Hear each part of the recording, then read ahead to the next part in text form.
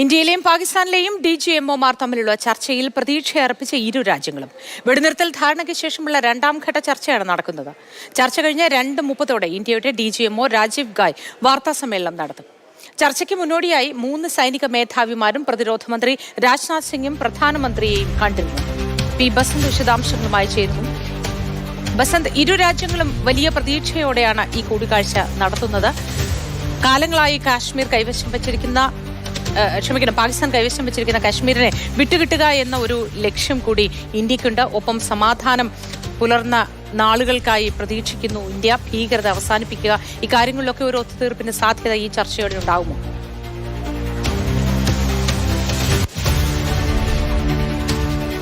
മോത്തി, ഇത് സൈനിക നടപടികളുമായി ബന്ധപ്പെട്ട കാര്യങ്ങൾ ചർച്ച ചെയ്യാനാണ് DGMOമാരുടെ യോഗം ചേരുന്നത്. അതായത് ഡയറക്ടർ ജനറൽ മിലിറ്ററി ഓപ്പറേഷൻസിൻ്റെ രണ്ടാമത്തെ യോഗമാണ്. മെയ് 10 ഏറ്റവും അവസാനം പാകിസ്ഥാൻ്റെ DGMO ഇന്ത്യയുടെ DGMO രാഘവ് ഗായിയെ വിളിച്ചിട്ട് ഈ വെടിനിർത്തലുമായി ബന്ധപ്പെട്ട നിർദ്ദേശം മുന്നോട്ട് വെക്കുന്നത്.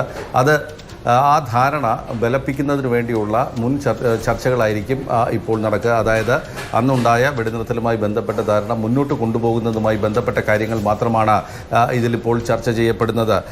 അന്ന് ആണ് 12-ാം തീയതി ചേരാമെന്നുള്ളത്. അതായത് ഇന്ന് 12 മണിക്ക് ചേരുമെന്നുള്ളതായിരുന്നു തീരുമാനിച്ചിരുന്നത്. ഇതുമായി ബന്ധപ്പെട്ട ചർച്ചകളാണ് ഇപ്പോൾ നടക്കുന്നത്. 2:30 മണിക്ക് ഔദ്യോഗികമായിട്ട് വാർത്താ സമ്മേളനത്തിൽ ഈ ഉന്നതതല യോഗത്തിൻ്റെ അല്ലെങ്കിൽ ഈ DGMOമാരുടെ തരത്തിലുള്ള ചർച്ചകളുടെ വിവരങ്ങൾ സേന ഔദ്യോഗികമായി അറിയിക്കുമെന്ന് വ്യക്തമാക്കിയിട്ടുണ്ട്. ചിലപ്പോൾ വൈകാനുള്ളൊരു സാധ്യത മാത്രമാണ് ഉള്ളത്.